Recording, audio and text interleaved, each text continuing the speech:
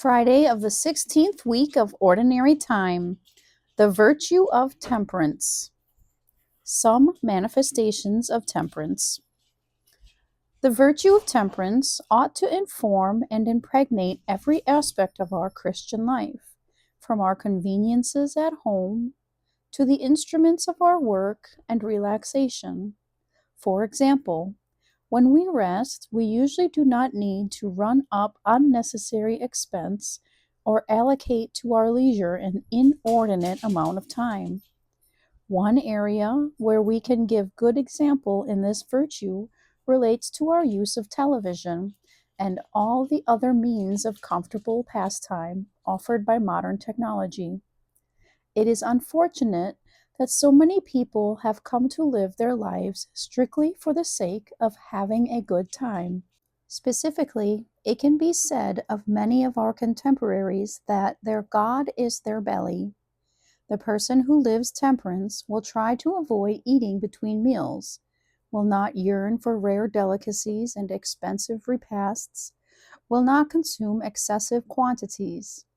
Ordinarily, you eat more than you need, and the natural result, a heavy fullness and discomfort, benumbs your mind and renders you unfit to savor supernatural treasures.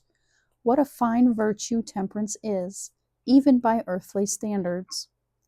Although most of these manifestations of gluttony are not serious sins, they are, nevertheless, offenses against God which weaken the will. Such behavior can lead us away from the austere, joyful, and detached way of life required of Christ's followers.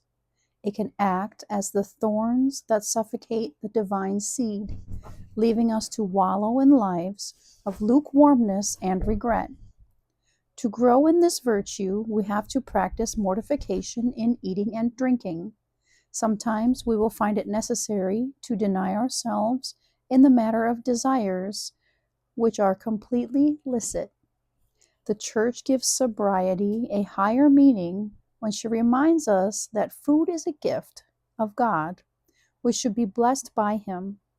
The Church recommends that Christians pray before and after meals.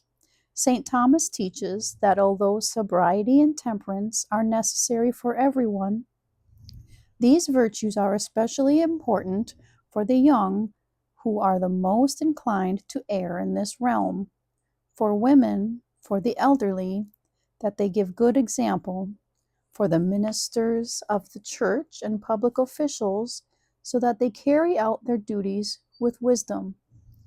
Temperance also has to do with the mortification of our curiosity, of our sense of humor, of our fondness for hearing the sound of our own voice. St. John Paul II said, "I think that this virtue requires of each person a specific humility with regard to the gifts which God has given to us in human nature.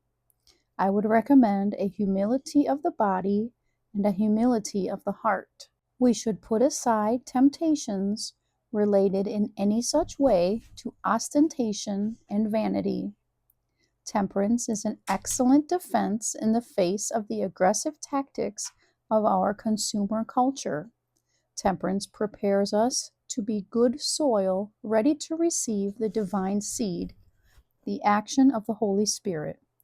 This virtue is an indispensable means toward our realizing an effective apostolate in the middle of the world."